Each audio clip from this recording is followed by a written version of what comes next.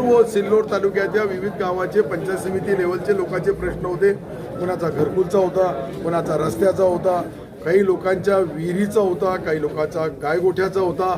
अनेक वैयक्तिक लाभ जे पंचायत समितीमध्ये च्या माध्यमातून सरकारचे देण्यात येतात, त्याच्यासाठी लोकांच्या अडीअडचणीसाठी दर सोमवारी 4 तास पंचायत समिती सिल्लोड आणि पंचायत समिती सोयगाव या ठिकाणी आमदार या नात्याने लोकांच्या अडीअडचणी दूर कराव्या आणि 4 तास तहसीलमध्ये, जेणेकरून तहसीलच्या माध्यमातून जे महसुली काम असतात ते तहसीलमध्ये असतात.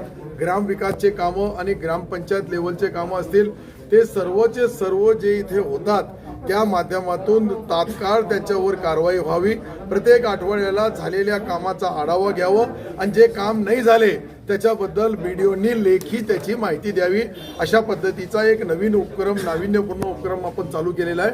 त्याचा हा फायदा आज 500 लोकांना मिळाला, पुढे हजारो लोकांना मिळू शकतो. शेवटी पंचायत समिती आणि तहसील या 2 कार्यालयामध्ये मोठ्या प्रमाणावर लोकांच्या अडीअडचणी असतात.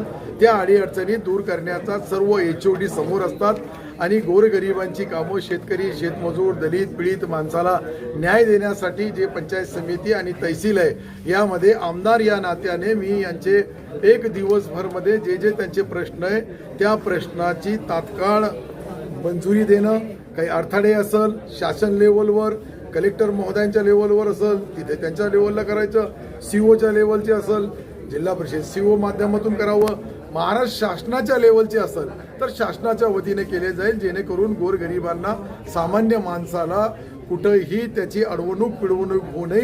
हेच त्याच्या पाठीमागची दृष्टिकोन आणि पार्श्वभूमी आहे.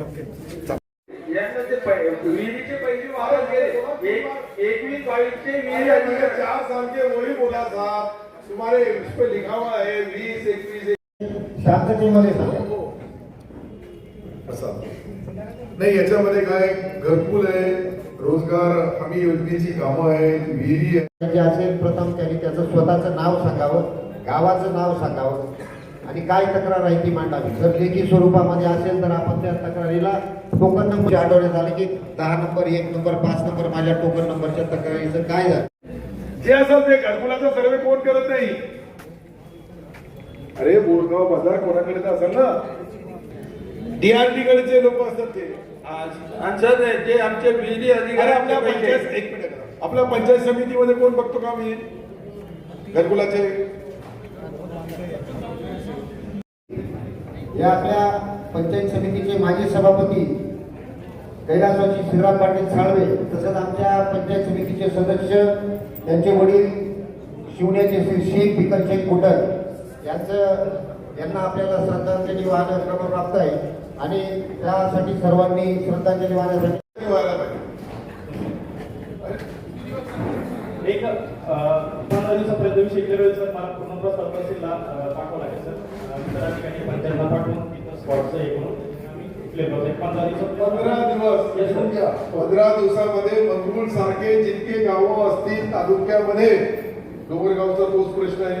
याकडे दौलत ओंकर पुरी, बशीर शहा याच्या विहीर अधिकरणाचे 4 वर्षाचे पैसे मिळाले. MREGS चे बिल मिळाले.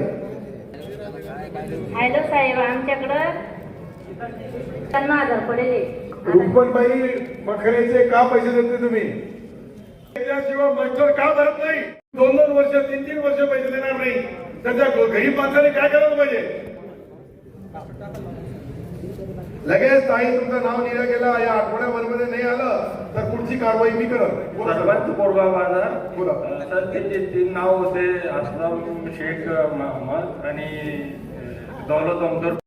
आणि रेग्युलर आपल्या ऑफिसमध्ये बी जे कामं शिवसेना भवन केल्या जातील तसं BDO साहेब आज ज्या लोकांची कामं सांगतील ते कामं नाही झाले तर मग कोणत्या कर्मचाऱ्यावर, कोणत्या अधिकाऱ्यावर काय कारवाई करावी हे आपण भविष्यामध्ये करू. कुठेही कोणत्याही कामासाठी 1 रुपया कोणी घेणार नाही, तुम्ही कोणाला देणार नाही. तर पण राहिलेले आपण कामाला 2 वर्षापासून जी कमी आहे त्याला आपण विल्हेवाट लावू. चला दुसरं, आता हे पुरे काम झाले. हे योजना मला एक सांगा, एक मिनिट अधिकारी ते टेकड्यावर घरकुल तेच ना. तेजराव दणके रमाई घरकुल योजनेसाठी 2 वर्षापासून फाईल दिलेली आहे. काय झालं त्याचं?